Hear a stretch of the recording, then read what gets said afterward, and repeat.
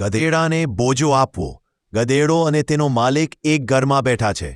માલિક: ગધેડા, આ બોજો લઈને બજારમાં જા અને તેને વેચી દે. ગધેડો: સરળતાથી ઠીક છે ભાઈ. ગધેડો બોજો લઈને બજારમાં જાય છે. ગધેડો દુકાનદાર પાસે જાય છે. ગધેડો એક દુકાનદાર પાસે જાય છે. ગધેડો: ભાઈ, આ બોજો વેચવો છે.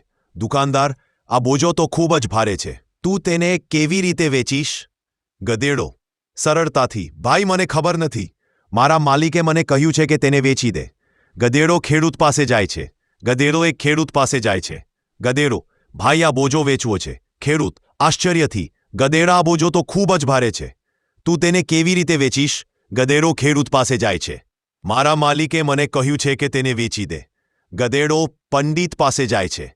ગધેડો એક પંડિત પાસે જાય છે. ગધેડો: ભાઈ, આ બોજો વેચવો છે. પંડિત આશ્ચર્યથી: ગધેડા, આ બોજો તો ખૂબ જ ભારે છે. તું તેને કેવી રીતે વેચીશ? ગધેડો સરળતાથી: ભાઈ, મને ખબર નથી. મારા માલિકે મને કહ્યું છે કે તેને વેચી દે. ગધેડો જ્ઞાની પાસે જાય છે.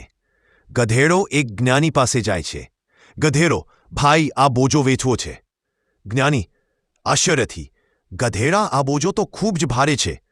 તું તેને કેવી રીતે વેચીશ? ગધેડો સરળતાથી: ભાઈ, મને ખબર નથી. મારા માલિકે મને કહ્યું છે કે તેને વેચી દે. જ્ઞાની સ્મિતથી: તું આ બોજો એક નદી પાસે લઈ જા અને તેને પાણીમાં ફેંકી દે. ગધેડો નદી પાસે જાય છે. ગધેડો નદી પાસે જાય છે અને બોજો પાણીમાં ફેંકી દે છે. ગધેડો આશ્ચર્યથી: ઓહો, બોજો ફૂટી ગયો. ગધેડાને ખબર પડે છે કે તેને માલિકે તેને છેતર્યો છે. ગધેડો માલિક પાસે જાય છે.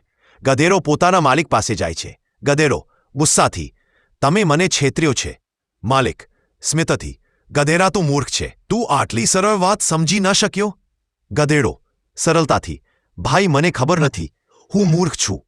માલિક સ્મિતથી: ઠીક છે ગધેડા, તું મૂર્ખ છે પણ તું મારો વફાદાર છે.